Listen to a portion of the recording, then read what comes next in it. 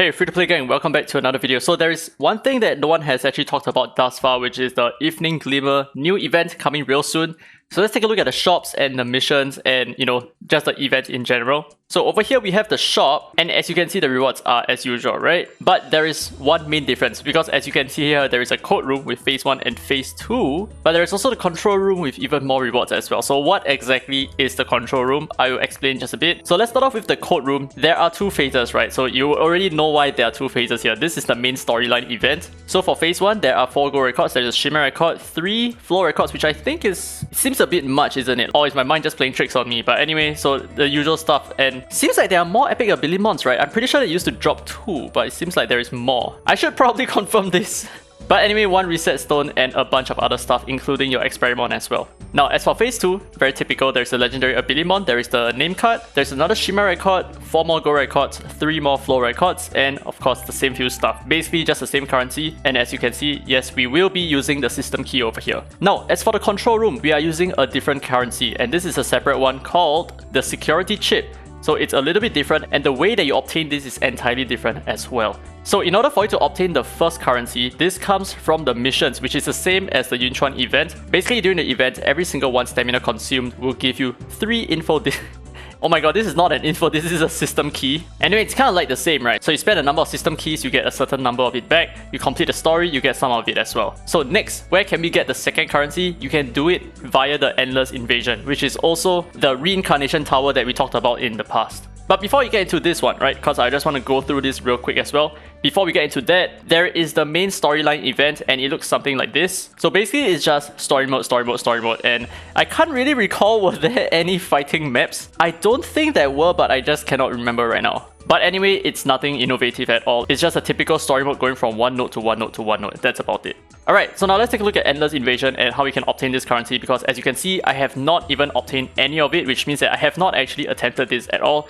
But essentially, it's kind of the same as the Reincarnation Tower. So you can create a team, and you start off with 15 of this specific invasion pack currency, which you use to buy espers directly. So obviously, you want to reset the runs as many times until you can figure out the best starting team. So I think for me, I'm not going to look for some espers like this. What I'm going to do is I'm actually going to start over here, right? Press confirm, and create a new team once again. So if we create a new team, we should get a whole bunch of new espers over here in the lineup. Yes, so we can definitely pick espers like Drew. I think he's pretty good, but I'm looking for other espers as well. So I'm just going to keep refreshing until I have the perfect starter team. Okay, so a starting team like this is pretty decent, but as you can see, we still have some currency which we are going to use. And let's see what happens when we buy 2 of the same esper. So let's say we buy Chalmers here, and we buy another copy of him. So this is what happens. He actually tiers up to tier 2, and that's basically it. This is the only way that you can increase the stats of your espers, and as you can see, your resilience level goes up as well. And the thing is, if you're not at the start of the tower, what you can do is you can choose to refresh the shop just to swap up everything around here. So let's say I feel like, just refreshing all these espers, and with the cost of just 2, I'm able to buy new espers once again. And as you can see, I can buy another copy of Chalmers, and with the 3rd copy of Chalmers, what happens is it doesn't actually tier up. So I need to have another copy of Chalmers to combine him into 2 stars, and with the 2 2-star Chalmers, that's going to raise him up to 3 stars, and of course his resonance goes up to 6, which is at max, and therefore espers are capped off at 3 stars. Now the thing is, sometimes you might not want to swap out an esper when, let's say, you complete this round, or let's say you want to refresh as well. All you can do is just click the lock button over here, and you can lock the current esper, and by doing so, it won't refresh automatically after your next battle. So let's take a look at how combat feels over here. So as you can see, we only have 3 slots, so we're actually going to run with maybe something like this, and we should be okay. We don't really need the Baroness over here. So of course the slots increase over time, and oh my god, am I on auto right now? Okay, I need, oh my god, all the animations are just coming up. Okay, anyway, so this is how it works, right? The goal is to run with the fewest number of turns possible. So that's like the main thing about this. And the reason for that, there is not much behind that idea, but the thing is there is a leaderboard, and as you can see, there is a total number of turns recorded per run. And as you can see, these are the teams that people generally use to secure like some of the really fast times, and I'm quite surprised that Bailuli is used over here. But as you can see, the common few espers, right? You have Yunchuan here, you have Ashley, because these espers have very high base speeds. You have Unas as well. Very typical stuff. And obviously, I think the 3-star Brewster is actually pretty good because he starts off with extra stacks, which helps a lot as well. So you want to use espers that, like for example, Ashley, right? They increase the damage of your team without them needing to take more turns. For example, those are actually really helpful. And of course, Espers like Intisa is also really good because she has a lot of pursuit attacks which does not add to your total number of turns taken. But Espers like Gaius, while powerful, takes multiple turns, so he is honestly not such a great choice if you're trying to scale the world leaderboard. And of course, the thing is, when you're challenging and you suddenly feel like, okay, you know what, I think I'm going to lose. So what happens if, let's say you get defeated, or let's say you quit halfway?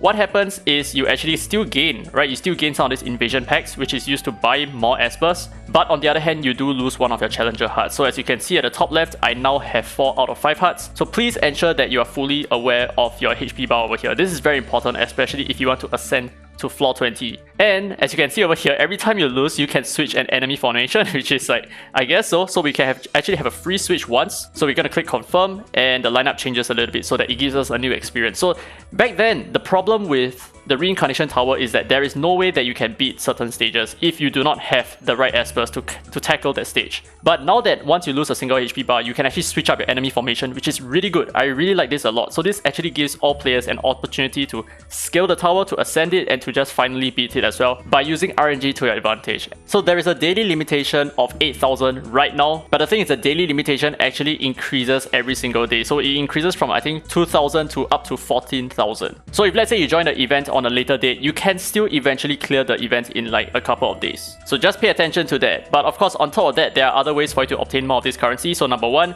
you have the missions. So as you can see, upgrade 1 rare Esper to tier 2 and then you can claim some extra rewards and so on and so forth.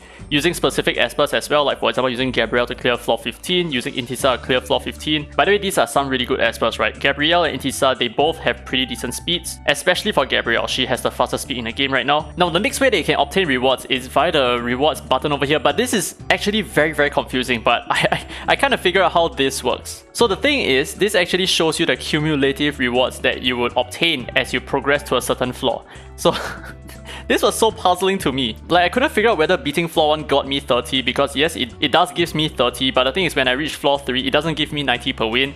And by surrendering at floor 3, I did not also obtain 90. So at the end of the day, I realized that this is just cumulative, which means that if let's say you reach floor 20, you would have then obtained a total of 900 of this specific currency along the way until reaching floor 20, which is where you are right now. So by beating floor 20, you would have cumulatively acquired 900 of that currency, which means that per day, you might need to do quite a number of tower clears in order for you to successfully obtain enough of the currency in order to clear out the shop. Well, yes, this shop at least. Well, I've done the math for you guys, so in total, we need 17,150 of this currency to clear out the entire shop, which means that on average, we will need to beat the tower 19 entire times. Yes, 19 entire times. But do I feel like it's very important for you to clear the tower 19 times? I do not necessarily think so. Now, while it is a good idea to do it because it is free, or at least the entries are free, it doesn't cost you stamina, it doesn't cost you anything at all, I feel like some of these rewards here are not necessary at all. So like for example, if you do not need the gold, you might not need to buy the,